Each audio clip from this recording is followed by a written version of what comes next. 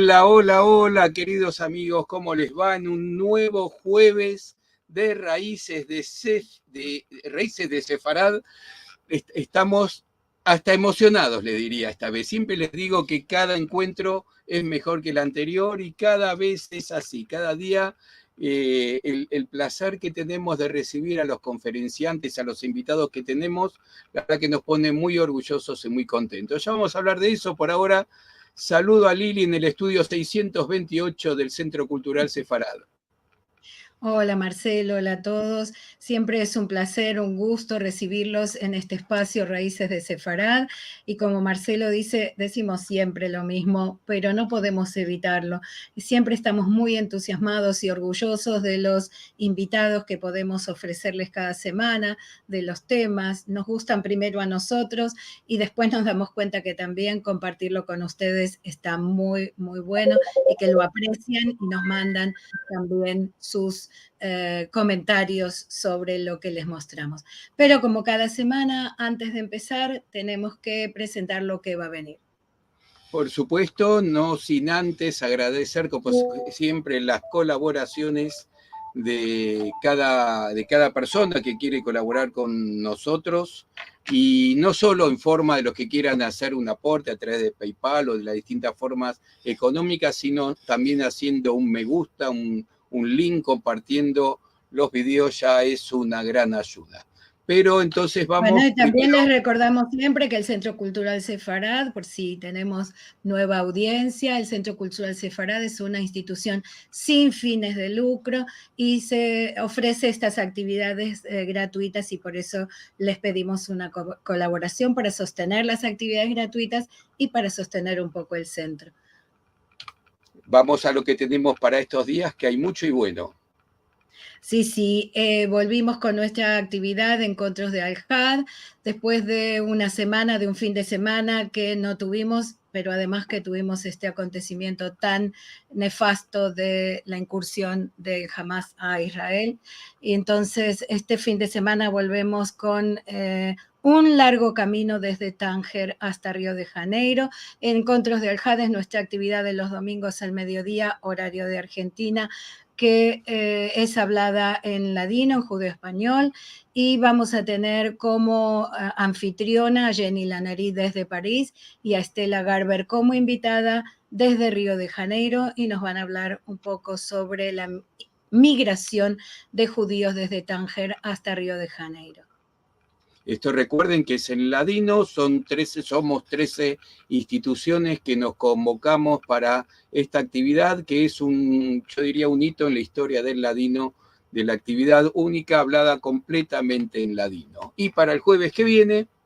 Y para la próxima semana, en Raíces de Sefarad, tenemos la ascendencia sefaradí de las familias tradicionales de Cartagena de Indias, con Gabriel Fortich Barros y Felipe González de Otoya.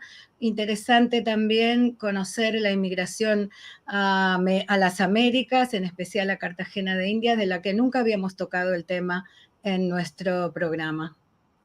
Y además comienza un nuevo curso. Sí, la semana próxima comienza Los Judíos Secretos y la Identidad Recuperada, como siempre a cargo de nuestra profesora de historia, ya le digo nuestra, porque este es nuestro curso número 23, la profesora Alicia Benmergui. Están todos invitados a participar, es por Zoom, son 10 clases que comienzan la próxima semana. ¿Y a quién tenemos para hoy, Lili? Hoy, como decía Marcelo, tenemos el honor, tenemos el orgullo de tener al gran rabino de la comunidad sefaradí de Buenos Aires, el rabino Isaac Saka, para hablarnos sobre mitos y verdades de la tradición sefaradí. El rabino es argentino, es descendiente de judíos de Siria y de Europa Oriental. Su bisabuelo, el rabino Abraham Saka, nacido en Alepo, Siria, fue uno de los más grandes cabalistas en los siglos XIX y XX, y jefe del Tribunal Rabínico de Jerusalén de la comunidad judía oriunda de Siria. En 1989 fue ordenado como rabino en la Superior Academia Rabínica de Jerusalén, Yehavé Da'at, dirigida por el gran rabino Obadiah Yosef, y es conocido como uno de sus principales discípulos. En el año 1996 fundó la Organización Mundial para la Juventud llamada Menorá, donde se ofrecen programas de formación para jóvenes. En 1997 fue promovido a Gran Rabino de la Asociación Comunidad Sefaradí de Buenos Aires, ASISBA, por el Gran Rabino justamente Obadiah Yosef y el Gran Rabino Eliyahu Bakshi Doron, entonces Gran Rabino del Estado de Israel. Es referente de escritores, educadores, pensadores y periodistas que lo consultan sobre la visión del judaísmo. Brinda conferencias en universidades, organizaciones y foros nacionales y del exterior que aportan una perspectiva judía sobre temas de actualidad. Mantiene el diálogo y una excelente relación con todo el pueblo judío y con líderes de otras religiones, muy especialmente con el Papa Francisco. Por sus trabajos de estudios rabínicos, fue galardonado con el Premio Nacional de Israel Agudat Israel. Y tenemos el honor entonces de recibir con nosotros al gran rabino Isaac Saka. Bienvenido. Gracias, gracias. Muchas gracias por invitarme. Beruhim Animzaim. Benditos sean los que están ustedes ahí. Que Dios les mande una gran gratificación, satisfacción en sus vidas por esta tarea tan importante que hacen de mantener la tradición sefaradí, que es una parte esencial de la cultura judía milenaria y de la cultura humana. La cultura sefaradí es un bagaje de información que aglutina y recoge información de todos los tiempos y de todos los lugares. Es que de eso precisamente creo que vamos a hablar. Yo quiero contarle a la gente que cada vez que que nos encontramos con el Rab en su oficina, siempre sale con alguna novedad, novedad para uno de la influencia del sefaradismo en el mundo judío, en el mundo universal. Y esto es lo que un poco nos llevó a invitarlo a hablar de esto, de los sefaradíes, en el sentido amplio de los sefaradíes. Yo digo que el Rav Saka es el más turco de los rabinos alepinos.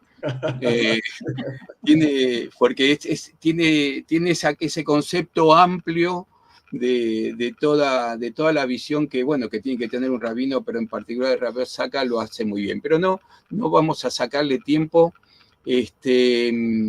Hay varios temas para hablar. Dijimos con el Rav de dejar un poco la agenda abierta, porque, un rabino sabemos, lo podemos dejar hablar horas y horas y horas, que siempre va a haber tema.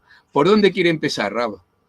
Bueno, en primer lugar yo quiero expresar en estos momentos, como dijo Liliana, los acontecimientos que están ocurriendo, que ocurrieron y que todavía siguen ocurriendo en Israel, en toda la Autoridad Nacional Palestina, en toda la zona del Medio Oriente, especialmente el ataque que sufrió la población israelí, nos deja muy acongojados,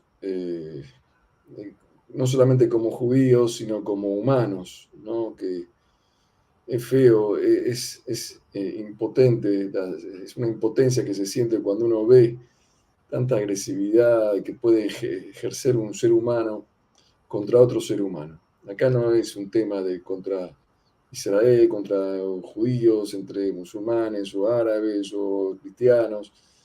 Estamos los seres humanos expuestos a llegar a un nivel de inmoralidad que asusta, nos asusta. Asusta el terror, pero también asusta la inmoralidad que puede llegar a otra persona. Cómo tenemos que cuidar siempre a las generaciones, educar a los chicos en la senda del bien, no adoctrinar en el mal, sino educar en la senda de la convivencia, de la paz. Porque a la larga todo esto se cura con una buena cuota de educación. A la larga, cuando se va a educar bien, a la paz. Y esto también es producto de que durante mucho largo tiempo se educó en el odio. El secreto acá está en transformar a largo plazo la educación, la mentalidad de las personas.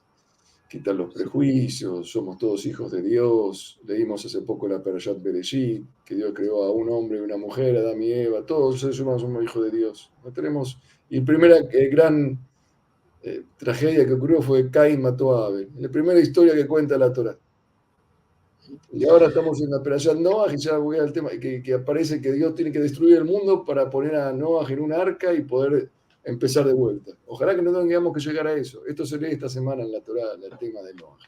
Yo sé que usted se dedica mucho al tema de educación, por eso antes de terminar le voy a pedir que nos cuente un poco sobre el proyecto Menorá, que apunta, me parece, seguramente a esto que está diciendo, de la importancia de la educación. Así que vamos a dejar, antes de irnos, un momentito para que nos cuente sobre ese, yo diría, exitoso proyecto, porque sé que hay muchos jóvenes ahí incluidos. Pero vamos a empezar por el principio. Por ahí Liliana decía, discípulo del Rab Obadía Yosef, ¿sí? Que me parece que es una personalidad importante en su vida. Exacto, sí. Bueno, el Rab Obadía Yosef es justo, exacto, esa es el Rab Obadía Yosef, que ayer fue el aniversario de su fallecimiento, que da la casualidad, y lo recordamos bastante.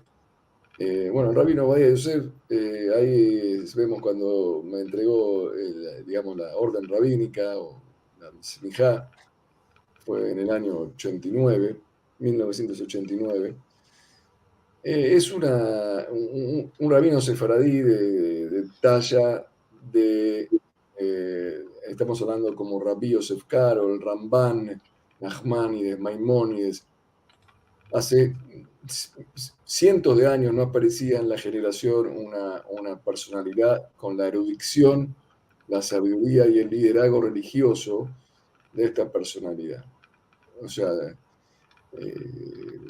su grandeza radica en su erudición, que es casi sobrehumana, porque es imposible, que enciclopédica, el que lee sus libros, o sea, y es muy parecido a eso al Rambam. Maimónides escribe, por ejemplo, que cuando él escribía sus libros, porque el Talmud está compuesto por varios tratados, ¿no? Y el Talmud decía a Maimónides, que era gran sabio cordobés de España y del siglo XI, él decía que, bueno, que las leyes judías en el Talmud están expuestas en diferentes tratados. El tratado de la Berajot, el tratado de Baba Kamá, Baba Metzia, hay muchos tratados. Y no hay un orden, no están codificadas. Entonces, para saber deducir una ley religiosa, hay que tener en la cabeza los 60 tratados. No había internet, Google o ChatGPT en esa época. Entonces, el Rambam, cuando escribía una halajá, tenía que tener en el mismo momento todo el Talmud en la cabeza. Y el Talmud y todas las demás bibliografía. Una halajá se escribía con todo en la cabeza. Ese tipo de sabiduría, digamos, especial, única en la historia, que aparece cada tanto, la tuvo Maimónides.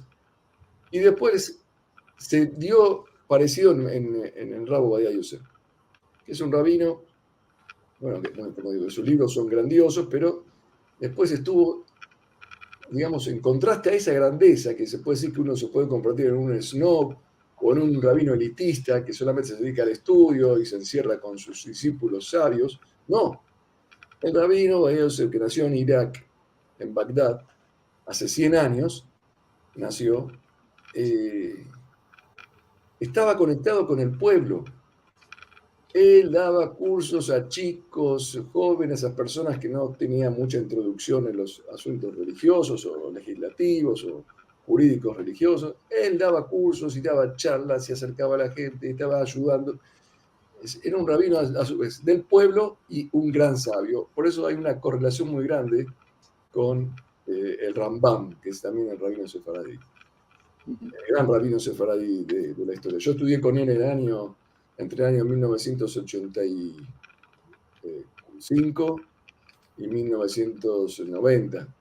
Estudié esos años, fue muy intenso con él. Tengo el mérito de ser el rabino argentino y más cercano a él. Y se puede decir rabino de la diáspora más cercano a él. Viví con él, porque no solamente estudiaba con él, vivíamos cerca uno del otro. Yo estaba casado y estábamos compartiendo las tefilot y el diálogo. Y fue un regalo de Dios, porque aprendí, de uno se aprende de un rabino no solamente de lo que dice, sino también de lo que hace. Shimushá Gadol Melimudá. Como un médico tiene que hacer el estudio teórico y también el estudio práctico en el hospital. Y bueno, y eso aprendí, ¿no? La sabiduría del manejo de la ley, cómo se debe aplicar. No siempre lo que dice el libro es lo que hay que aplicar en la realidad, porque en el libro uno no puede referirse a todas las situaciones, ¿no? Entonces, pero vos viste cómo actuaba el rabino, entonces sabés cómo aplicar lo que está escrito en el libro en cada situación. Él visitó la Argentina en varias oportunidades, el rabino de Yosef, aparte de haber visitado muchas comunidades del mundo, visitó la Argentina en muchas oportunidades y fue muy bien recibido. Estuvo en Estados Unidos, estuvo en Europa, estuvo en todas las partes del mundo, estuvo visitando. Hoy en día, el actual gran rabino del Estado de Israel es el hijo de él, es el Rabbi Tzhak Yosef. Y también es una gran eminencia. Y, como digo, es un rabino sefaradí, de Irak. Y esto tiene que ver con el tema sefaradí, ¿no? Que el sefaradí puede venir de Irak, puede venir de Siria, puede venir de Egipto, puede venir de Israel, puede venir de España, puede venir de Holanda, puede venir de Italia. Hay sefaradí, uno se dice, ¿qué es sefaradí? ¿No? Y, bueno, y él era un defensor de la tradición sefaradí, el rabino Ovadia Yosef. Dice que uno no debe abandonar sus tradiciones, debe mantener sus tradiciones, porque cada tradición tiene una enseñanza oculta. Incluso también los judíos que sean ashkenazim deben mantener sus tradiciones y recordarlas, porque hay una enseñanza oculta. Eso sí, siempre advertía, ojo, hay algunas costumbres que son vicios y hay que erradicarlas. Las costumbres, decía, hay que tener cuidado con eso, ¿no? Nosotros acostumbramos, como dice acá. Y si tuviera que enumerar algunas de esas tradiciones que son de esas que fuertemente hay que rescatar de las tradiciones. Puedo contar una anécdota al respecto. Le contaba al Rabo Ovadia Yosef. Resulta que un Shabbat, un sábado en el templo, empiezan a leer la Haftará. La Haftará es una porción de los profetas que se lee después de la lectura de la Torá. Primero se lee una porción de la Perashá de la semana, la parte de la semana de la Torá del Antiguo Testamento, de los 5 libros de Moshe, se lee una Perashá y después se lee una porción pequeña de los profetas. Entonces en un Shabbat empezaron a leer la Haftará, él contaba esta historia, ¿no? Y uno dice, no, ¿qué está diciendo? Esa Haftará no se lee, hay que leer otra. No, se lee esta, se lee la otra. Se empezaron a pelear, gritando, discutiendo. Al final uno dijo, ¿por qué no le preguntamos al Rab? Entonces fueron a ver al rabino del templo. Digo, Rab, ¿cómo es la costumbre nuestra? ¿Qué Haftará leemos este Shabbat? Y el Rab dice, la costumbre de acá es esta, pelearse todos los Shabbat cuando llega la Haftará, porque no sabemos cuál es. Hay que pelear. La costumbre es pelearse. No hay que mantener, o sea, hay muchas costumbres, decía, se popularizó ahora hablando, digamos, no un cuento, sino una anécdota real, que es la costumbre errada de emborracharse en Purim. Purim es una festividad en la cual todos los judíos del mundo festejamos la salvación de un exterminio.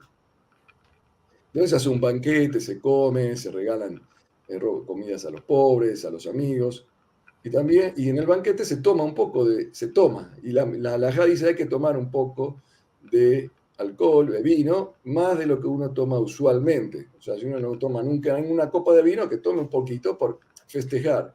Dice, vení a festejar. No, yo no tomo. Bueno, pero hace un sorbito para festejar. Esa es la intención de la ley que dicen los libros. El que lee el libro, sí, hay que tomar vino. Ah, toma vino, tengo la visa para emborracharme. Entonces la gente se embriaga y él acusaba estas costumbres de gente que se embriaga y se empieza a burlar uno del otro y hacen chistes y molestan en la calle pública. Hay que erradicarla. Otra interesante halajá moderna que el Rabo Obadia Yosef, ya hablando y eso era también el sentido sefaradí, ¿no? Que sabe analizar la halajá. Viajamos con el rabino Obadia Yosef una vez en avión de Tel Aviv a Eilat para hacer una convención que teníamos de rabinos en Israel. El rabino no nos dejó hacer tefilá en el avión parados y ni minyan. Dijo, está prohibido acá en el avión pararse y hacer minyan porque puede molestar a los demás pasajeros, no es inseguro, hay que hacer cada uno tefilá sentado en su lugar, no hay que hacer eso sí que me sorprende porque hemos viajado de Nueva York a Tel Aviv y había más gente parada haciendo tefilá que lo que estaba sentado. Sí, por eso lo digo. ¿Verdad? Yo muchas veces me tocó viajar, había minyan, me dice, ¿quieres hacer minyan? No, está prohibido hacer minyan en el avión. Qué bueno. Usted no puede estar, la gente tiene que pasar, está viajando, hay gente que le molesta, está incómoda, ¿qué pasa? Y usted está haciendo acá minyan y... No es un... Bueno, también es un concepto, ¿no? De que la oración debería ser algo íntimo entre nosotros, ¿no? Dentro del marco adecuado que sería o la sinagoga o un recinto, una habitación en la casa donde es una oración más privada, no en el medio de un avión o en el medio de una calle, si no hay necesidad de hacerlo, ¿no? Exacto. Bueno, eso son novedades, ¿no? Que le decía que la tradición hay que mantenerla, pero la tradición que tiene base sustentable en el sentido común y en la halajá, en la Torá, no la tradición popular que la gente va implementando. Yo tengo acá pensada una pregunta que tiene que ver con algo que los otros días me dijo en su oficina, y es que el Kol Nidre es un aporte sefaradí en Yom Kippur. Cuando nosotros tenemos, bueno, desde la melodía, siempre la versión ashkenazí. ¿Cómo es eso? Hay mucha liturgia, la liturgia del Sidur, del Mahzor, de nuestras rezos, las oraciones de todos los judíos del mundo, está bastante influenciada por la cultura sefardí. Por ejemplo, el Lejadodí, que se hizo un canto popular. Bishlomo el Kabetz, un gran rabino sefardí, cabalista. Él escribió un Lejadodí, es el autor del Lejadodí. Y todos los judíos del mundo lo cantan la víspera cuando comienza para recibir el Shabbat.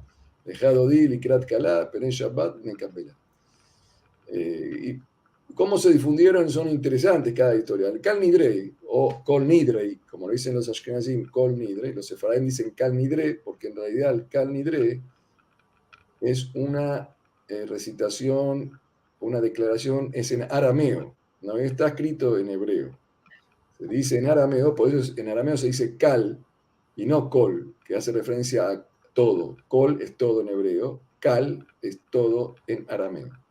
Kol Nidre o Kal Nidre es todas nuestras promesas. Se llama, digamos, la declaración esa que se recita en pleno noche de Yom Kippur, el día más sagrado del calendario judío, cuando comienza el ayuno. Y uno se pregunta, ¿no? ¿Qué hace este tipo de declaración de promesa en este momento, ¿no? Cuando en realidad vamos a empezar el Kol Nidrei, el Yom Kippur, el día del perdón. Y lo que tenemos que hacer es comprometernos delante de Dios de ser mejores personas. Y lo primero que decimos, no, nosotros todo lo que prometimos no tiene valor. No. Es una anulación de promesas. Se anulan las promesas, se anulan los juramentos, los compromisos. ¿Cómo se puede ser que se instituyó eso? ¿Cuándo se instituyó? Porque no está esto en el Talmud. Entonces, según, ¿cómo se instituyó? Fueron pismonim, muchos pismonim, muchos cánticos, se fueron instituyendo a lo largo del tiempo en los ritos, en la liturgia. Esto se instituyó cuando hubo una tendencia en España. Para nosotros, España se traduce sefarad siempre.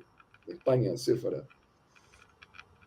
En España hubo épocas distintas de tolerancia o amistad entre las religiones. Hubo una época que se forzaba a todas las religiones a convertirse al cristianismo o a otro tipo de religión que había antes del cristianismo. Hubo épocas de fuerza. Se forzaba a los judíos a convertirse. Y si no, era la muerte. O sea, los judíos visualmente y exteriormente aceptaban la conversión y interiormente seguían siendo judíos, porque uno no le puede decir, pensá que 1 más 1 es 3 o te mato. Y bueno, uno piensa, puedo decirte que 1 más 1 es 3, pero interiormente no puede cambiar una persona. Entonces, llegaba ahí un Kipur y ellos se habían comprometido en otra religión. Entonces, ahí se instauró el Canidre. Todas las promesas y declaraciones que hicimos desde el Kipur, desde el año pasado a este año, no tienen valor. ¿Por qué? Porque no lo dijimos con corazón. Fue un compromiso. Se instauró esta Tarat Nedarim, es una anulación de promesas, es un rito, es un tipo de proceso legal que se utiliza en estas situaciones cuando uno lo obligan a decir algo que no está de acuerdo o no quiere o no lo piensa. Entonces, declaramos para que los demás vean, los hijos, las demás personas, mirá, lo que yo dije no es, lo dije de verdad. Entonces, con eso se abrían las oraciones de Yom Kippur, para decir, no, lo hicimos bajo fuerza mayor, por amenaza de muerte. Y entonces eso quedó ya instaurado en todas las comunidades, porque en realidad también este proceso existió lamentablemente en muchos países del mundo, no solamente en España en esa época, me parece que era el rey Caredo, o Ricardo, o Recaredo, que fue el que tenía una obsesiva inclinación por convertir a todos al cristianismo. ¿Y se conoce el autor? No, porque en realidad es un texto oficial, digamos, que se puede aplicar a otro tipo de situaciones. Está un poco modificado, pero y tiene algunas diferencias entre una comunidad y la otra. Es alguna de estas cosas que a veces uno se plantea de tradiciones que quedan incorporadas y con el tiempo se pierde el sentido, pero como nadie sabe por qué empezó a hacerse, entonces tampoco nadie se atreve a decir, bueno, no hace falta en estos tiempos hacer esto.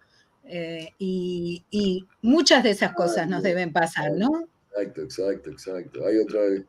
Sí, así es. El canto de Shalom Alejem. Hay un canto de Shalom Alejem, Malejea Shalom, Malejea Elión. No es obligación cantarlo, pero es una tradición popular cantando todos los viernes a la noche en las casas antes de comer. Y ese Shalom Alejem, interesante, que también los sefaradim lo cantan y también los ashkenazim lo cantan, se instauró también de a poquito en las comunidades. No es obligación. Pero ¿cuál es la raíz de Shalom Alejem? Bienvenidos sean ustedes ángeles de la guardia, ángeles de Dios. Bendíganos ángeles. ¿A qué ángeles se refiere? ¿A qué ángeles? Entonces, la explicación de un rabino sefaradí muy interesante es que el Talmud cuenta una alegoría, ¿no? Que todos los viernes vienen dos ángeles acompañan a la persona a su casa en Shabbat. Entonces ven cómo está la familia, qué están haciendo en Shabbat, hay armonía, hay paz, ¿sí? Hay shalom. Entonces un ángel dice, ojalá que sea así, el ángel bueno dice, ojalá que sea así todas las semanas, y el otro ángel, el ángel malo, dice, amén. Si en la casa no hay paz, y no hay armonía, y hay discordia, entonces el ángel malo, es una alegoría, ¿no? Que ahora voy a explicar a qué se refiere. Dije, ojalá que todas las semanas sea así, y el otro ángel bueno bajo obligatoriamente contesta amén. Entonces vienen todos los días, todos los viernes vienen 2 ángeles a ver cómo andan las cosas acá. ¿Y qué significa que dicen amén y que sea así todos los días? Esto lo que quiere decir es que cada Shabbat, cada semana, uno descansa, se detiene. Entonces, puede, con el impas de Shabbat, tengo una oportunidad de cambiar, de hacer que, si yo decido este Shabbat, empezar la semana que viene con mayor armonía, mayor paz, mayor tolerancia con el prójimo, con mi familia, con mis hijos, si yo lo decido este Shabbat, el Shabbat te da la posibilidad de cambiar y el cambio de la decisión es tan fuerte como si fuera que un ángel te está diciendo amén, que sí, que lo vas a poder hacer, si hoy en Shabbat lo podés cambiar. Y si uno quiere cambiar para bien o para mal, cada vez que hace cada Shabbat, se abre la posibilidad de mejorar la semana que viene, mejorar el futuro. Esa es la alegoría. Y es una tradición sefaradí de cantar el Shalom Aleichem. Sí, que hoy la vemos inclusive en sinagogas ashkenazim, ya la están asumiendo. Yo creo que hay mucho, bueno, por ejemplo, la mimona también, que viene de Marruecos, también la estamos encontrando en todos lados, en las ashkenazim, en todo el mundo. Y hoy por culpa de ustedes, que son los que difunden las cosas en todo el mundo, entonces todos quieren hacer todas las fiestas. Ojalá sea un logro nuestro, la verdad que es parte de lo que nos gustaría que suceda, pero... Claro, hay costumbres de cada país también, ¿no? Sefaradí, uno dice sefaradí. El sefaradí Me parece que nosotros los judíos tenemos esta costumbre de lo que nos gusta, lo tomamos.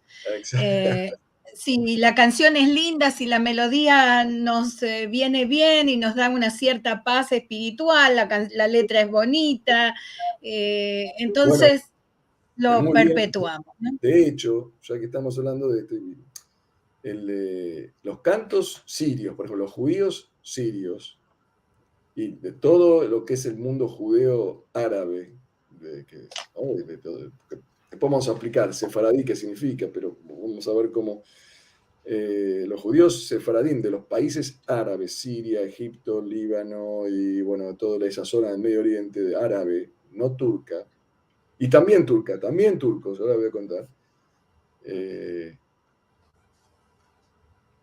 Los cantos de los rezos, las melodías de los segmentos que se cantan son tomadas de las melodías árabes musulmanas, o turcas musulmanas, o turcas del gobierno o de la popularidad turca o árabe, o sea, ya sea que tengan origen musulmán o popular, pero de la población no judía, como dice Liliana, cuando las melodías eran pegadizas y eran marchas buenas porque necesitaban que la gente las memorice. Entonces tomamos la melodía y cantamos el Ashkivenu, que es una parte del rezo, con esa melodía.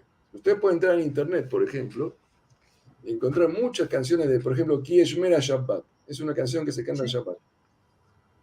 Ki Eshmera Shabbat El Ishmereni. La canción está sefaradí, es una marcha turca del ejército del Imperio Otomano. Y las canciones de la cantante Kalsum o de los últimos tiempos, ¿no? De Egipto, son utilizadas en muchos de los rezos de los judíos de Siria y Líbano, y de Jerusalén también. La verdad que es una lástima, ¿no? Porque uno, digo, qué lindo es hablar, si sería así el vínculo, ¿no? Entre los pueblos y las naciones. Yo pienso que también esto de fomentar la cultura sefaradí ayuda al mundo a vivir mejor en paz. ¿Cómo podemos compartir y trasladarnos y tomar una música uno del otro, la comida uno del otro, las tradiciones? El sefaradí es una síntesis de convivencia, tolerancia, y que es muy importante. Había que declararlo un patrimonio mundial de la humanidad, el concepto sefaradí. Exactamente, sí, me parece muy interesante eso, porque de toda la comunidad judía del mundo, los judíos sefaradíes son los que estuvieron más en contacto con la cultura musulmana. Y es muy interesante cuántas cosas compartimos unos con otros, tomamos nosotros tanto como ellos. Es un ejemplo de convivencia que a lo mejor no se ha dado en otras comunidades europeas, ¿no? Y esto es súper valioso, especialmente para traerlo a estos días, viendo cómo, si bien no todo es color de rosa, porque sabemos que también no lo hemos pasado bien en otros siglos no tan lejanos, pero por momentos esto fue una cultura de ida y vuelta con los judíos y los musulmanes. Y eso es muy, muy importante verdaderamente. No, Sí, sí. quienes tenemos antepasados, en el caso mío de la isla de Rodas, convivir con los musulmanes y con los cristianos era cosa de todos los días. Hablaban, comercializaban, festejaban. Ni que hablar cuando en Pesaj vendían el Hametz a ellos. O la historia del Sefer Torah de 800 años que durante la guerra fue guardado por los musulmanes. Lamentable, estoy seguro que los violentos son mucho menos. El tema es que es muy difícil, esa asimetría los hace muy fuertes, porque estoy seguro que nosotros tenemos muchas experiencias de convivencia con el mundo musulmán. Bueno, recuerdo Liliana cantando en la Catedral de Buenos Aires, por ejemplo, o inclusive en una escuela musulmana, ahora que me estoy acordando también, en la escuela aquí en Buenos Aires. Hemos hecho muchas cosas, sí, pero bueno, yo creo que es muy sefaradí esto, porque seguramente del lado ashkenazí, los pogrom mediante los shtetl que tenían que ser cerrados era más difícil contactarse con el mundo exterior, de que era mucho más agresivo. En cambio nosotros en la convivencia en el periodo del Imperio Otomano, la convivencia era lo de todos los días, eran las puertas abiertas, los curtillos donde se entraba, se salía, se visitaban, los niños jugaban entre sí. Seguramente también es un aporte muy sefaradí ese. Sí, sí. Por eso es bueno recordar que esto existió y puede volver a existir. Y también el sefaradí no es solamente el vínculo con el musulmán, sino con el cristiano y con el pagano incluso. Porque los sefaradín Sí. estaban en la península ibérica antes de que exista el cristianismo incluso. Claro. Entonces, el primer habitante monoteísta que habitó la península ibérica fue el judío. Y ahí se le puso a ese judío que vive en la península ibérica, se le puso internamente el nombre, en realidad el nombre sefaradí vino después, no se lo puso al principio. Cuando se expulsaron a los judíos de España, se le puso sefaradí. Antes no le decían sefaradí. Antes se decían españoles, judíos españoles, o ibéricos más que españoles. Ibéricos, sí. O sea, sí. Ellos no, se llamaban sefaradín, pero el mundo entero, claro, después lo empezó a llamar los sefaradín. Claro. Entonces vivieron con los paganos, los sefaradín, convivieron con los cristianos, después convivieron con los musulmanes, y todo ahí en España. Y después la cultura sefaradí se dinamizó en muchas culturas distintas, porque fueron a Marruecos, fueron a Túnez, fueron a todo el norte de África, Egipto, el Imperio Otomano, que era dueño de todo el mundo, prácticamente se dispersaron por ahí, y también en países cristianos o protestantes como Holanda, claro. Y bueno, entonces el sefaradí adquirió todos los judíos, donde fueron los sefaradín, donde fueron siguieron llamándose sefaradín, e influenciaron en los judíos locales que dejaron de llamarse como se llamaban ellos. Se empezaron a llamar sefaradín también porque eran tan cultos los judíos que salían de España que adoptaban el liderazgo de las comunidades que iban.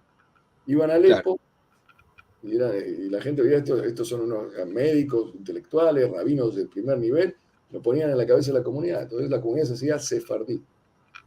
Así en todos los países que iban, las ciudades que iban del imperio, de los imperios otomanos o los reinos al salir de España. Claro. Pero mantuvieron ese orgullo sefardí porque en España se generó, se cultivó un gran, tanto en la España cristiana como en la musulmana, hubo épocas que ahí se gestó un bagaje cultural, filosófico.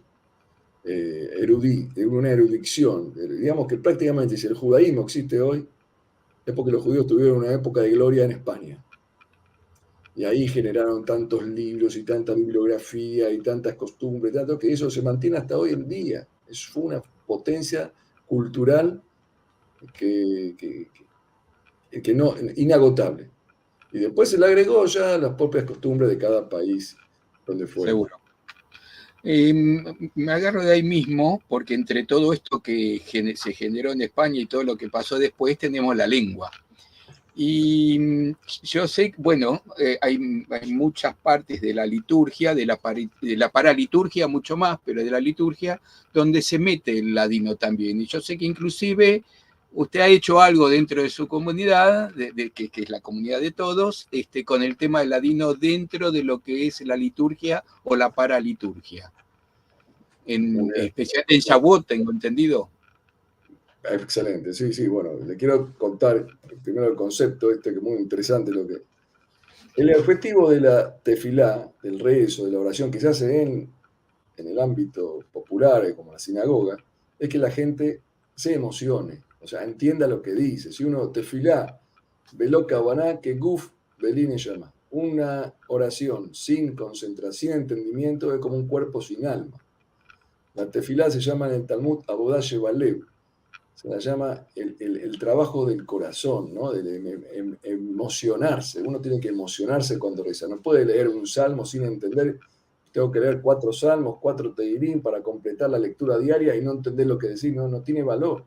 No tiene valor en absoluto. Un rezo, si no se entiende, si no se emociona, si no hace latir el corazón, vibrar el sentimiento, no tiene valor. Por eso, fíjense que a lo largo de la historia, muchos rezos, ahora, pero no podemos perder el idioma público de la gente, del hebreo no lo podemos perder. Entonces, el rezo básico es en hebreo, porque se fomenta el hebreo, porque es el idioma por el cual estudiamos y entendemos la ley, la Torá, la palabra de Dios. Pero en todas las épocas se introducían una innumerable cantidad de oraciones, capítulos, tefilot y versículos en el idioma local, ya sea arameo, por ejemplo, fue lo primero que se utilizó. El arameo no es un idioma judío, se utilizaba en la época del Talmud, Berich Sheme de Mare Alma, el Kadish, está escrito en arameo, que es el rezo que lo más conocido del mundo, porque si no la gente no lo entendía, tenía que recitar el Kadish. Bitkadal, Sheme Rabba. Sheme es Rabba, no, Shem Agadol es en hebreo. Sheme Rabba es el nombre grande de Dios. Para que la gente se emocione, porque era el vernáculo, el idioma vernáculo que la gente entendía, que la gente hablaba. Esta cultura, esta enseñanza de los sabios del Talmud, que venía ya de la época bíblica, se mantuvo luego, a lo largo de la historia, especialmente entre los sefaradíes.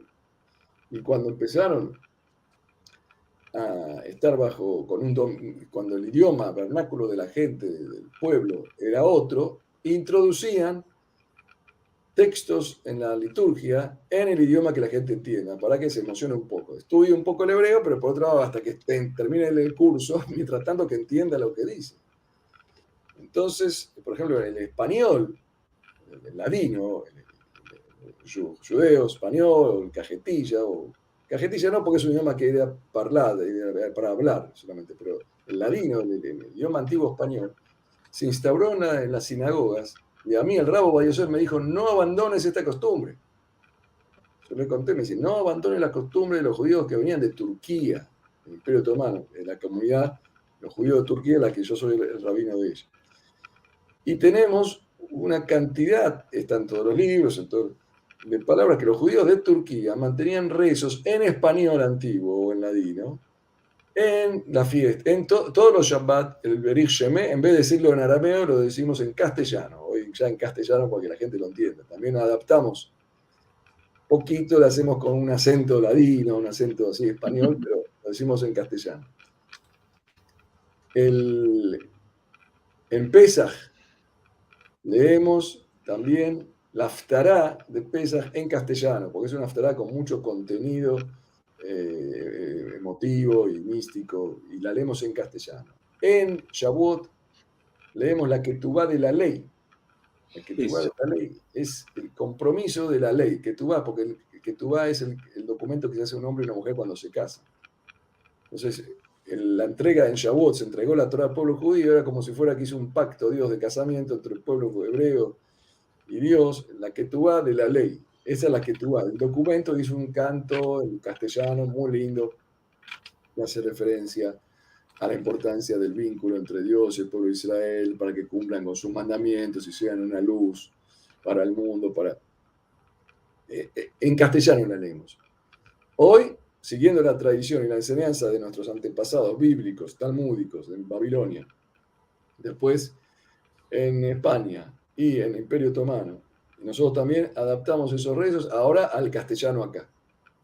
El problema en nosotros nos viene bárbaro, pero por ejemplo hay sefaradim en Seattle o en otros países que hablan inglés, y a ellos les cuesta, porque lo tienen que hacer en castellano, pero nadie entiende nada, tienen que decirlo también en inglés. Yo estuve, por ejemplo, en Ámsterdam, en la comunidad, ustedes habrán estado, por supuesto, en la comunidad sefaradí de Ámsterdam, y por ejemplo, cuando se llama a la Torá a alguien, se lo llama a subir a la Torá, y después se le dice una bendición por haber subido a la Torá, la dicen en ladino, en castellano, porque son los judíos descendientes. Los que participan hoy en Ámsterdam son holandeses en realidad, pero el templo mantuvo la tradición sefaradí que fundaron los... Sí, templo portugués y español, creo que le dicen. Portugués y español, exacto. Ya que nombra Holanda, lo voy a hacer saltar. Lo dicen en castellano y se rompen los dientes, pero mantienen la tradición. Claro. A nosotros nos es fácil acá, ¿no? Los mexicanos, los argentinos, los uruguayos, los chilenos. Para nosotros el ladino es fácil, pero para algunos que tienen que estar en otras partes del mundo, donde el francés o inglés o alemán no es fácil. Le voy a hacer saltar a otro tema, pero porque me lo trajo ahora a la mente. ¿Cuál es la opinión de un rabino de jerarquía como usted, que tiene gran capacidad, del asunto Spinoza? De la expulsión y los reconocimientos actuales. Cuando estuve ahí empiezo con una anécdota, ¿no? Para que sea más que colorido. Bueno, lo puse en un aprieto, espero que no. No, cuando estuve, que me hizo acordar, cuando estuve en Ámsterdam, en la comunidad de la sinagoga portuguesa, Spanish Portuguese Synagogue, sí. Que también en Nueva York hay una muy interesante, en la Quinta Avenida, enfrente del Central Park. Hicimos tefilá minjá, y después de terminar minjá, antes de Arbit, hicimos una seudat shlishi, que es una comida que se come en Shabbat, una tercera comida. La seudat shlishi, cuando estoy sentado comiendo, viene el presidente de la institución, me dice, ¿sabe dónde estamos comiendo? En una sala era. Y en esta sala le hicieron la excomulgación a Spinoza. Wow. Ahí temblé. En esta sala que estamos haciendo Seudat Shlishi, le hicieron el jerem a Spinoza.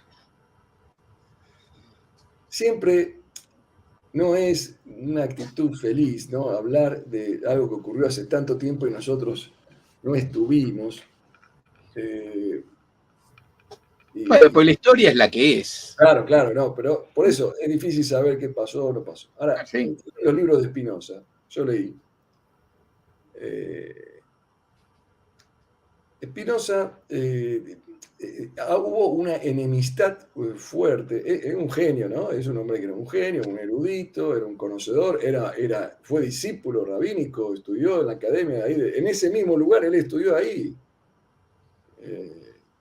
Y habían dos corrientes en esa época. Una corriente que venía del mundo ashkenazí, que era más estricta, y una corriente del mundo sefaradí de España, que era más abierta, liberal, y no reformadora del judaísmo, pero eran científicos, eran conocedores del mundo, y siempre fue así, ¿no? A lo largo de la historia, que el sefaradí estaba más involucrado con la ciencia, la cultura y la religión, como el Rambam. Eran médicos, eran rabinos.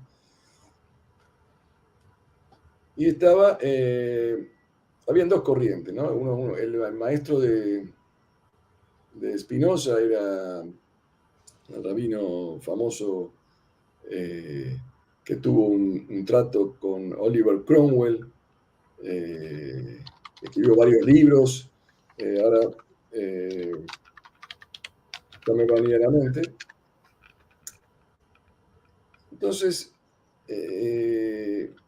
había una rivalidad. Y esa rivalidad... Perdón, el maestro era Franciscus van der Enden. No, Menashe Ben Israel. Menashe Ben Israel era el maestro de Spinoza. Y el otro era Rabino Ashkenazi, que tenía influencia Ashkenazi. Era muy interesante esa época. Ahora, Spinoza se peleó con el judaísmo porque tuvo algún tipo de altercado personal, filosófico. Era un hombre, se ve en su libro, que lo lee, un carácter y una personalidad muy fuerte. Y él en sus libros plasma ideas espectaculares, pero también de repente brotan como ataques muy incisivos contra la religión, muy fuerte contra la religión. Entonces, eso fue un conflicto comunitario con Spinoza. O sea, yo lo veo como me traté de poner siempre en la época, ¿no? Claro. Sí, yo quiero decir, era un conflicto no con la religión, sino con la presión religiosa. Claro, uno cuando está presionado reacciona de una manera que uno no quiere, se enoja con todo, siempre es así, me enojé con todo, ¿no? Me enojé. El mismo Spinoza se enojó con la religión. Él era al principio, le encantaba, era un hombre, toma mucho de la religión para sus ideas filosóficas. Pero oficialmente cortó el vínculo totalmente con la religión judía y no judía. O sea, fue excomulgado no solamente por los judíos, porque se sintió... esta historia no es una historia que se repite a lo largo de muchos episodios en la secuencia de la vida del hombre, en las sociedades. Si me echan de este lugar o me tratan mal, yo ya no quiero saber más nada y se me transforma todo en un enemigo. Y ahí hubo un problema. Ahora, las ideas de Spinoza, uno puede tomar, como dice Maimónides mismo, dijo, uno tiene que tomar la verdad de quien la diga, quien la diga. Si es verdad lo que dijo Spinoza, si Spinoza dijo que 1 más 1 es 2, no porque lo dijo Spinoza, ahora yo voy a pensar que 1 más 1 es 3. O sea, la excomulgación que se le hizo a Spinoza fue un asunto interno de la comunidad de esa época. Lo que pasa es que ni se enteraban, ni tenían conciencia que Baruch Spinoza iba a ser Baruch Spinoza. Claro. Iba a trascender tanto el asunto. Sí, porque en definitiva que problemas personales terminen en problemas comunitarios es una cosa que pasó, pasa y seguirá pasando todos los días, digamos, ¿no? Como que uno en un templo se peleó con el templo, o una persona se peleó con el club, y después de 5 años es el premio Nobel de la Paz. Sí. Y entonces el asunto trasciende. Nosotros no nos habíamos enterado de mucho, pero Spinoza fue un hombre que trascendió. Ahora, eso ocurrió en la comunidad sefaradí, por eso para nosotros es muy interesante, porque Spinoza era un conocedor de la tradición sefaradí, era un marrano, era un hombre que sobrevivió al judaísmo, él, su padre, después de la presión ejercida por conversión forzada. Y es muy importante saber la historia porque es parte de nuestra historia sefardí, esa etapa. Es muy rica la tradición. Cada año que pasa se acumula muchas costumbres, mucha cultura el tema sefardí. Y bueno, Spinoza uno no lo puede ignorar. Nos quedan 5 minutos. Y no quiero dejar de hablar del tema de educación que le tocó al principio. Me parece fundamental y la particularidad también de lo que es la educación de los sefaradí, que es nuestro micromundo que siempre tenemos en estas charlas, porque es como que a nosotros, en nuestra experiencia, de la pérdida de la transmisión de las tradiciones sefaradíes por fuera de los ámbitos religiosos, ¿no? Entonces, bueno, en general hay es como que se ha dividido mucho esa calle del medio que hablaba Maimónides, Entonces todo se fue o todo Torá o nada Torá. Pareciera que no hubiera nada del medio. Y alguna vez hemos hablado de este tema y me gustaría que nos diga unas palabras sobre esto y qué relación tiene esto con Menorá. Bien. Bueno, si podemos, yo, digamos, no es que defiendo el sefaradí, mi mamá es ashkenazí, mi papá es sefaradí, y bueno, no es un tema, pero tienen mucho podemos aprender de la comunidad de ashkenazí, mucho podemos aprender de la comunidad sefaradí. Una de las cosas que podemos aprender de la comunidad histórica sefaradí, de la tradición sefaradí, es que en el sefaradí no existían divisiones, a lo largo de toda la historia, nunca existieron divisiones ideológicas como para crear una institución separada. Usted iba a la sinagoga sefaradí, venía el que cumplía el Shabbat, el que no cumplía el Shabbat, el que comía kasher y el que no comía kasher. Estaban todos en la misma sinagoga, cada uno hacía lo que podía, cumple más, cumple menos. Nunca hubo esto como que surgió en el siglo XVII, bueno, a lo largo de sectas. Un judaísmo ortodoxo. La palabra ortodoxo no existe en el mundo sefardí. No existe reformista, conservador, ortodoxo, no existe. El judío era un judío. Nunca hubo un movimiento reformista o conservador o ortodoxo en Siria, en Beirut, o en Istambul, o en Rodas, o en Sarajeva. No existía. Y sin embargo había judíos que practicaban más, practicaban menos. Esta sabiduría de los padres de Sefarad, podemos llamarlo, de entender que cada persona es distinta y cada persona puede hacer lo que puede y no por eso nos tenemos que separar y dividir, es una gran enseñanza para el mundo judío y para el mundo no judío. No todos pueden hacer todo lo mismo. Entonces hoy se crean las polarizaciones. Si yo estoy a favor del veganismo, bueno, yo me hago vegano y ya soy vegano y pongo todo, me hago vegano. Y si yo estoy a favor de no comer gluten, entonces se llama un grupo de gluten. Está el mundo todo polarizado en todo tipo de temas. Y no es así. El sefaradí nos enseñó a vivir en convivencia, cada uno como es, todos juntos. Eso lo fue ahora. En Menorá yo tomé, Menorá es una organización para juventud que no tiene nada que ver con el sefaradí o el ashkenazí, tiene que ver con la buena educación de los jóvenes. Y yo tomé este ejemplo de Maimón y de Rabo Ovadia Yosef, de Rabbi Yosef Karo, de todo, y de los grandes jajamim, sefaradí, ashkenazí, que dicen que hay que convivir todos juntos. Y trato de crear un ámbito de jóvenes donde todos puedan convivir, todos podamos aprender y cada uno elija lo que puede hacer y lo que quiere hacer de acuerdo a la situación en que está.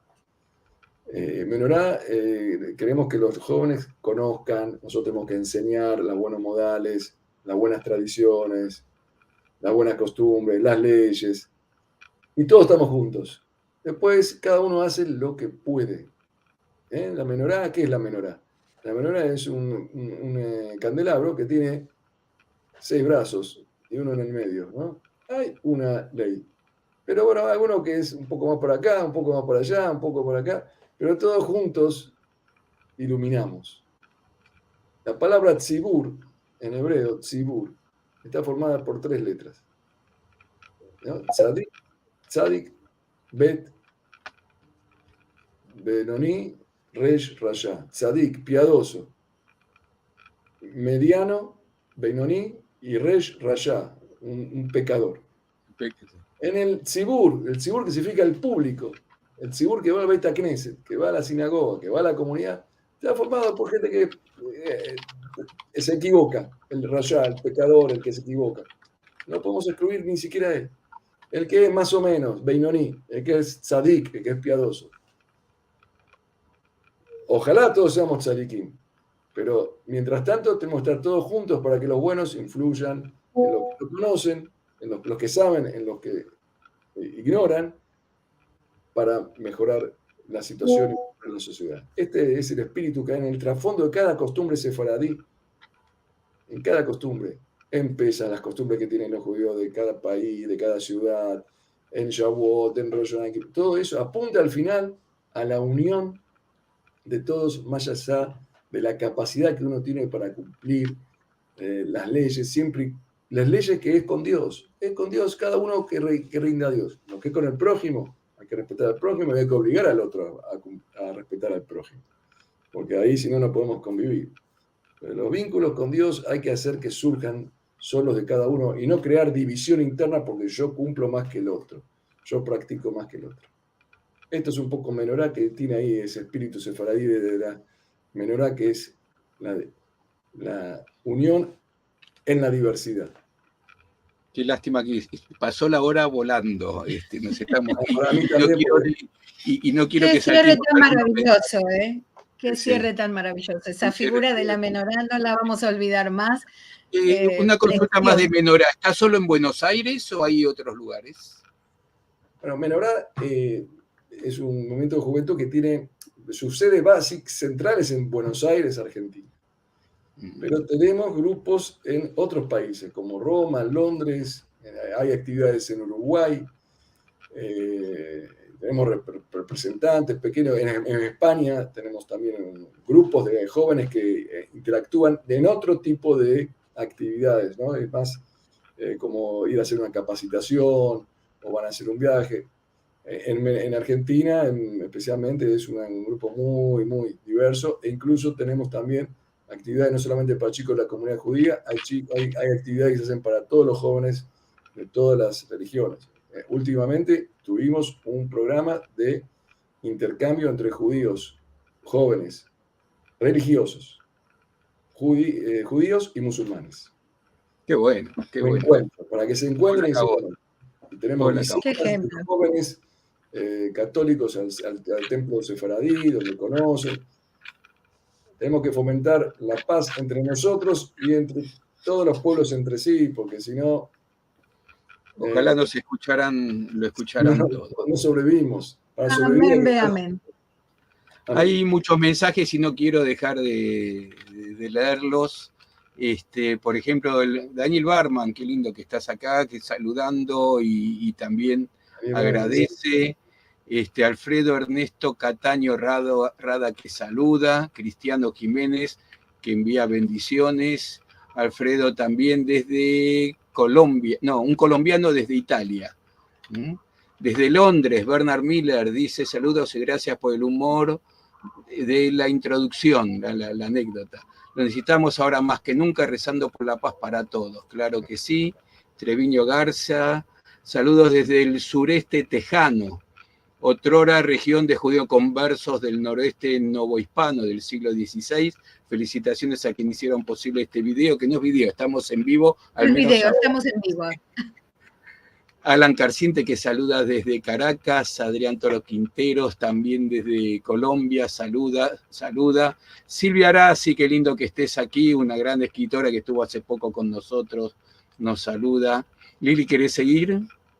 Claro que sí. Alan Carciente nos dice, me parece interesante eso de no hacer rezos en el avión y en la calle, esa mala costumbre de tomar vino de más en Purim y en Simchat Torah. Bueno, Simchat Torah no es una mitzvah en el Simchat Torah, pero bueno, el que toma, toma. Sí. Y nos dice, yo uso para el kiddush jugo de uva normal y el jugo blanco. Está bien. Muy bien. Silvia nos dice, abrazos Liliana y Marcelo, muy interesante la charla con el rabino. Déjame decirle a Rab, Silvia Arasi es de familia de Damasco, era, no de Alemania, de Damasco. Es escritora y está haciendo, no diría un retorno porque nunca lo dejó, pero está reencontrándose con su historia sefaradí. Bueno, muy bueno. Adrián Toro Quintero nos dice, los sefaradíes convivíamos con musulmanes y cristianos en Córdoba, en Toledo, fue ejemplo de convivencia de las tres culturas hasta el siglo XIII. Perla Noé, muy interesante, felicitaciones desde Tucumán, Argentina. Yvonne Stern, saludos desde Río de Janeiro. En este momento difícil debemos mantener la esperanza para que la paz llegue pronto. Seguro que sí. Perla dice, mis suegros, que eran de Damasco y de Beirut, no hablaban ladino, solo árabe. ¿Será que no venían de España? ¿Puedo contestar yo? Sí, por favor, porque sí, Bueno, Perla, es que algunos sefaradíes, un grupo no tan numeroso como en otros lugares, llegó hasta Siria y en verdad se adaptaron a las comunidades que ya estaban en Siria y perdieron el ladino, lo dejaron para entre casa, pero los rezos y las oraciones se acomodaron a lo que se hacía en las sinagogas en Siria. Así que por eso después de un tiempo perdieron el ladino o el judeo español y las comunidades de judíos que llegaron a Siria, a Damasco, a Beirut, a Alepo, rezan igual que los autóctonos judíos sirios que ya estaban allí. Muy bien, bravo Lili. Alan Carciente nos dice, esto es importante, los rezos en hebreo casi nadie entienden, se dicen sin entender en muchas comunidades. Sí, sucede eso, la gente se conoce la cancioncita y las palabras. Bueno, hay que aprender hebreo, Eso iba a decir.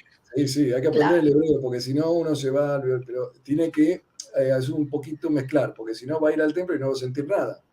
Que aprenda hebreo, mientras aprende hebreo, dice unos versículos, unos salmos en castellano o en inglés, o en el idioma que entienda para movilizar su espíritu. Por algo la lengua Kadosh, ¿no? La lengua sagrada. Sí, porque toda traducción es una interpretación, no es lo mismo. No sé de dónde viene... No, es una parte de algún otro mensaje. La realidad es subir al Sefer. Claro. Alan nos dice, el Rambam era médico, rabino, juez, filósofo y astrónomo. Bravo. Acá Bernard Miller nos hablaba de Menashe Ben Israel cuando no nos acordábamos el nombre. Alan dice, rabino Abraham Sakuto, era rabino y astrónomo, claro que sí. Dos preguntas para el Rab, dice Adrián Toro Quintero desde Colombia. En vuestro criterio, ¿cuáles son los mayores aportes sefaradíes al judaísmo y a la sociedad en general? Necesitaríamos, me parece... Sí, pero igual lo que dijo al final me parece Hablamos al final, es esto de saber aceptar la diversidad a diferencia. Bravo. Y que cada uno tiene distintos niveles y no todos pueden llegar a lo mismo, pero mientras tanto estamos todos juntos. Bueno, acá se viene una crítica que dice que ahora en la Keilah de Tucumán es sumamente ortodoxa y que antes era respetuosa de los valores y cultura sefaradí, ahora no. Bueno, no podemos opinar porque no conocemos, pero opiniones son opiniones, por supuesto. Alan dice, antes iba en el 70 y 80 a la sinagoga, religiosos y no religiosos, y ahora no. Bueno, un poco lo que comenta. Hay una tendencia a la polarización y por eso es lo que hicimos en Menorá, generar un sistema donde no... Y él lleva 3 años sin ir a la sinagoga, pero le decimos que puede volver a esa o alguna otra. Hay que ir. Hay que ir. Bernard Miller nos dice, gracias por el panorama histórico-cultural tan interesante. Silvia dice, gracias y bendiciones. Y Rebeca Aguilar, shalom desde Costa Rica. Mira lo que dice Silvia. Silvia dice, quiero estudiar la Torah con este rabino. Bueno, lo habíamos aconsejado y lo habíamos hablado, Silvia. Yo tengo un mail que lo pueden difundir, lo pueden cualquier inquietud. Bravo. Y si no, nos escriben a nosotros y hacemos el contacto, por supuesto. Silvia es muy inteligente, Silvia, muy perspicaz. Perla nos desea paz, como todos nosotros queremos que suceda. Adrián Toro Quintero, felicitaciones por este ejemplo de convivencia en Menorá. En Menorá la comunicación también puede ser virtual, como acá en Sefarad. Sí, no sé si tienen actividades así abiertas. Hay muchas actividades, hay muchos videos que están subidos en YouTube de conferencias mías, hay un YouTube nuestro y de otros pero también hay actividades por vía virtual. Seguramente estos días estaremos armando algún tipo de charla virtual para dar contención a esta situación que nos afecta a todas las personas de bien y que queremos vivir en paz y está uno alienado. Bueno, vamos a difundirlas a través de nuestros canales para que que les llegue a todos. Le llegue. Rubén dice, hola desde Mar del Plata, un sabio el Rab. Otro día sería lindo profundizar sobre Baruj Espinosa. Tenemos unas cuantas charlas dadas, Hay pero unas cuantas seguiremos cartas, sí. hablando porque Espinosa se presta para mucho más. Jorge Rodríguez dice, Shalom desde Lima, Perú, orando por la paz en Jerusalén. Claudia Nissim, muy interesante esta charla, felicitaciones. Adrián dice, muchas gracias a todas y todos por este impecable encuentro, notabilísimo, con tan digno jajam. Shabbat Shalom. Y Perla nos dice, gracias. Y bueno, estos han sido los comentarios. Yo no tenía dudas, sabemos la capacidad intelectual y humana del Rav Saka. A veces nosotros tenemos la fortuna de que de tanto en tanto lo visitamos, muy cada tanto, cuando viene algún visitante o hay algún motivo, y tanto de insistirle lo convencimos que esté aquí. Que se haya... Me dan tantos elogios que no me merezco, que me encanta venir acá. No, bueno, vamos a ir por este camino. Pero no, yo creo que son merecidos y nunca mejor dicho la palabra que leímos recién, el Rab es un jajam. Ahí está, tal cual. No regalamos nada nosotros. Cuando decimos que algo bueno es porque realmente lo sentimos. Rab, infinitas gracias. Realmente muy valioso el aporte. Hemos escuchado palabras muy sabias que muchas veces son... hablar de paz es muy fácil, pero cuando viene de una persona que viene de la fuente religiosa, de la fuente del estudio de las escrituras y todo esto, llega más emocionalmente que racionalmente, y como hablaba de la Torá, llega más directo al corazón, ¿no? Involucra a todo el alma, más allá de la razón. Todos tenemos la conciencia de que tiene que haber paz, pero decirlo del corazón es como el tema de la tefilá, ¿no? Tiene que salir de adentro. Mil gracias, Rab, por esta fantástica noche. Que Hashem lo bendiga, que tengamos shalom. La palabra shalom es la que casi más se repite en toda la Torah. A veces yo me asombro, ¿no? Como tanto pedimos shalom, shalom, shalom, paz, paz. Nosotros, los cristianos, los musulmanes, assalam aleikum, la paz sea contigo. Y tanto decir, llegó el momento de hacer. Tal cual. Bueno, vamos a recordarle a la gente qué es lo que tiene para la semana que viene. Rab, quédese ahí hasta que terminemos, así lo saludamos después que terminamos. Bien, en nuestra actividad semanal en ladino, en judeo español, también tenemos en jaquetía en algunas oportunidades. Esta semana vamos a tener, ahora dentro de 3 días, un largo camino desde Tánger hasta Río de Janeiro. Esto será por parte de la asociación Aquí Estamos de Francia, con su anfitriona Jenny Lanery, y su invitada será Stella Garber desde Río de Janeiro para contarnos sobre esta historia. Esta actividad, Encontros de Al-Had. Al-Had quiere decir en ladino el día domingo, representa el día domingo, lo tenemos cada semana y es hablado en ladino, en judeo español, en jaquetía algunas oportunidades, y los invitamos a todos a venir a escuchar nuestra querida lengua sefaradí. Y el próximo jueves tenemos en este mismo ciclo, Raíces de Sefarad, la ascendencia sefaradí de las familias tradicionales de Cartagena de Indias, con Gabriel Fortis Barros y Felipe González de Otoya. Será sumamente interesante conocer esta tradición verdaderamente sobre familias que a lo mejor no se conocía que eran sefaradíes o de origen sefaradí. Así que los esperamos. Les cuento a Rab que estos son héroes porque nos dan la conferencia desde España, que es medianoche allá, y se quedan hasta la 1 de la mañana y generosamente lo hacen en vivo. Bueno, y también tenemos que saludar a nuestra audiencia. Algunos de ellos nos están viendo desde Europa, desde Francia, desde España, y están trasnochados, así que les agradecemos muchísimo. La semana próxima comenzamos con un nuevo curso con nuestra profesora de historia, Elizabeth Mergui, Los judíos secretos y la identidad recuperada. Será muy, muy interesante. Tenemos 10 encuentros con la profesora para que nos cuente sobre estos judíos secretos. Así que los esperamos a todos en todas las actividades. Bueno, y nos vamos, como siempre, los esperamos en cualquiera de estas actividades y a cada instante en el portal sefarad.com. Rab, no se vaya, espérenos un minutito más, por favor. Chao. Salam. Adiós.